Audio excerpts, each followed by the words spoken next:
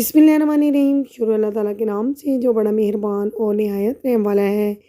अस्सलाम वालेकुम my YouTube family, कैसे आप सब? उम्मीद करती हूँ कि आप सब खैरियत से होंगे। आज मैं आपके साथ चिकन शामी स्पेशल रेशे वाली बनाने की रेसिपी शेयर करूँगी। बहुत ही मज़ेदार, ऊपर से क्रिस्पी और अंदर से जूसी शामी कबाब की रेसिपी शेयर करूँगी। देखा ना आपने कि ये कितनी क्रिस्पी हैं, अंदर से इससे भी ज़्यादा ये जूसी हैं। फ्रेंड्स, वीडियो को स्टार्ट करते हैं। वीडियो को स्टार्ट करने से पहले मेरी आपसे हम्बल रिक्वेस्ट है कि प्लीज़ मेरी वीडियो को लाइक कर दीजिए। चैनल पर नए आए हैं तो प्लीज़ सब्सक्राइब भी कर दीजिए। इंग्रेडिएंट्स देख लेते हैं। तो यहाँ पर मैंने 700 ग्राम यानी कि 3 पाव चिकन लिया है। मैंने हड्डी के साथ लिया है, इससे बहुत अच्छा फ्लेवर आता है। आप चाहें तो बोनलेस या फिर कीमा भी ले सकते हैं। 1.5 कप दाल मैंने ली है, जिसको मैंने 2 घंटे पहले भिगो कर रख लिया था। 1 छोटा चम्मच दरदरी सुर्ख मिर्चें लेनी है मैंने। 1 छोटा चम्मच ही सुर्ख पिसी हुई मिर्चें ली हैं। आप कम या ज़्यादा अपने टेस्ट के मुताबिक कर सकते हैं। 1 चम्मच हल्दी पाउडर ले लिया हमने। नमक 1 चम्मच या फिर हस्बे ज़ायका आप ले लीजिए। 1 चम्मच साबुत सूखा धनिया ले लिया हमने। साबुत खड़ा गरम मसाला ले लिया है, जिसमें मैंने 1 कड़ी पत्ता लिया है। 12 से 14 अदद साबुत काली मिर्चें ली हैं। 3 अदद लौंग, 2 अदद दालचीनी के स्टिक्स लिए हैं। 1 बड़ी इलायची ले ली हमने। 1 छोटा चम्मच सफ़ेद ज़ीरा ले लिया है। 1 ही चम्मच हमने अदरक और लहसुन का फ्रेश पेस्ट बनाकर ले लिया है। 1 छोटे साइज़ का प्याज, इसको मैंने रफली काट लिया है। 2 अदद हरी मिर्चें हमने ले ली हैं। सबसे पहले हमने एक बर्तन ले लिया, जिसके अंदर हमने इसे पकाना है। आप प्रेशर कुकर के अंदर भी इसे बना सकते हैं।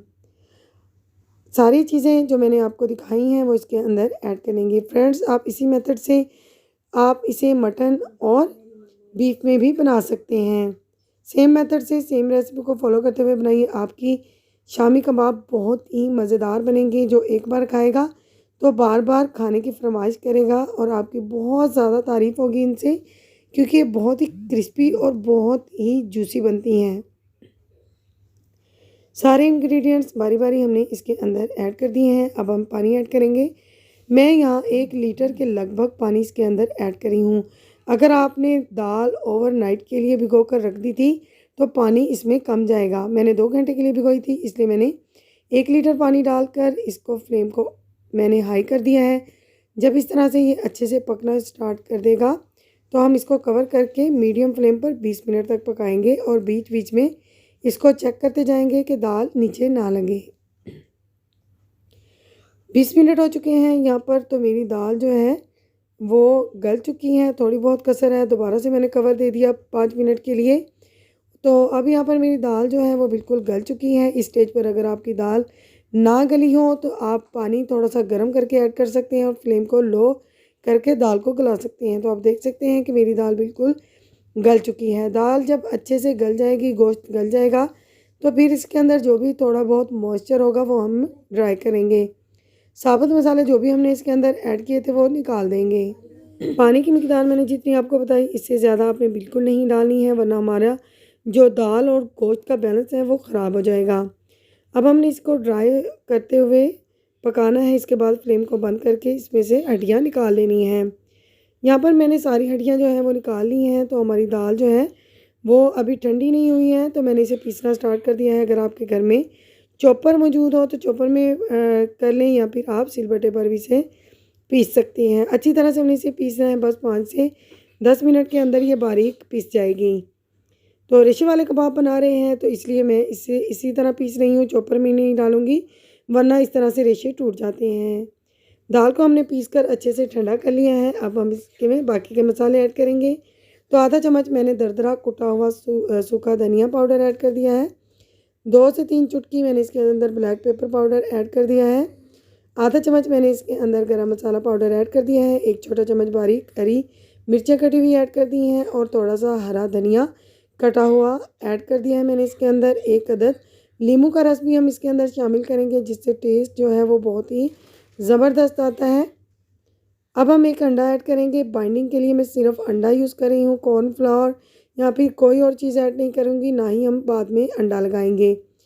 1 अंडा ऐड कर रही हूँ। अगर आपको मिक्सचर थोड़ा सख्त लगे तो आप 1 और अंडा मज़ीद ऐड कर सकते हैं। अच्छी तरह से हाथों की मदद से हम इसे मिक्स करेंगे और इसके बाद हम बनाएंगे शामी कबाब या फिर कटलेट्स, जो भी आप कहते हैं। अच्छी तरह से हमने इसे मिक्स कर लिया है। तो अब हम इतना मिक्सचर लेंगे जिस साइज़ की आप शामी कबाब या फिर टिक्की बनाना चाहते हैं। तो बड़ा छोटा साइज़ आप अपनी मर्ज़ी के हिसाब से बना सकते हैं। अब हम हाथों की मदद से, हथेलियों की मदद से दबाते हुए इसे बना लेंगे और फिर इस तरह से इसकी साइड्स को भी सेट करते जाएंगे ताकि जो भी क्रैक्स हैं वो अच्छे से सेट हो जाएं। बारी बारी सी मेथड से सारी कटलेट्स जो हैं वो हम बना बना कर रखते जाएंगे। इस स्टेज पर आप इसे बना कर रख सकते हैं। मैंने 3 पाव चिकन से 20 टिक्कियाँ बनाई हैं। बारी बारी सी मेथड से हमने सारी कटलेट्स जो हैं वो बना ली हैं।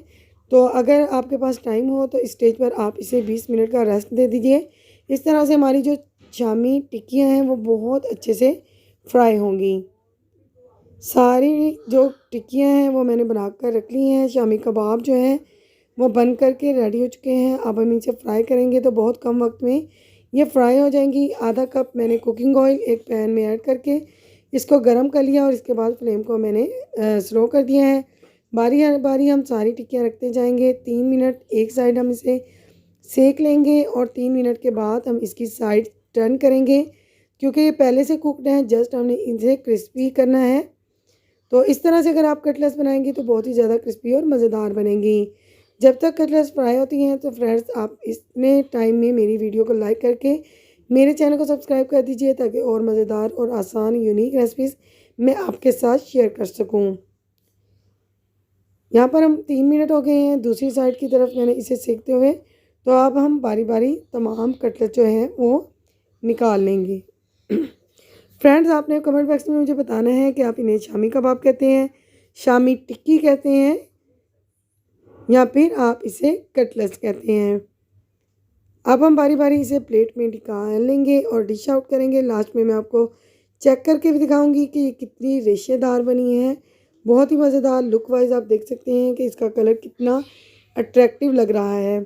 तो सर्व करें नान के साथ या फिर रोटी के साथ। साथ में आप चाहें तो मिंट सॉस डालें या फिर केचप के साथ भी आप इसे सर्व कर सकते हैं।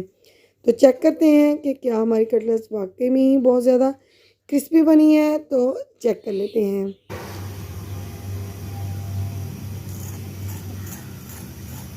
सो फ्रेंड्स आपने देखा कि ये कितनी क्रिस्पी बनी है, अंदर से इतनी ही ज़्यादा जूसी हैं।